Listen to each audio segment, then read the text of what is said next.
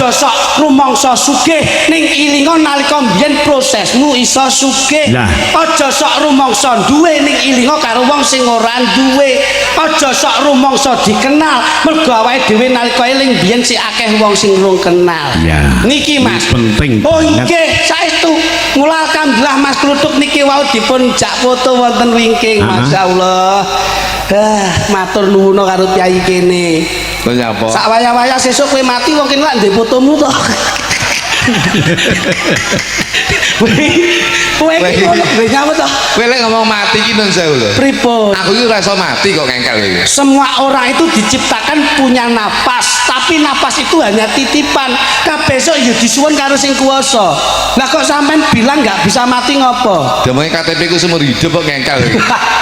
KTP ning ndi ya enek seumur hidup ning ora kok nggon urip nggon raga. Surat kematianku ketresut. Neng kene iki Mas. Nggih ta, Kula panjenengan saged bersyukur. Nggih. Merasa terima kasih karo sing kuwasa iki lek kula jenengan saged ngrasake lek jane iki uripe awake dhewe iki mung loro mung gumantung ning napas mlebu karo metu.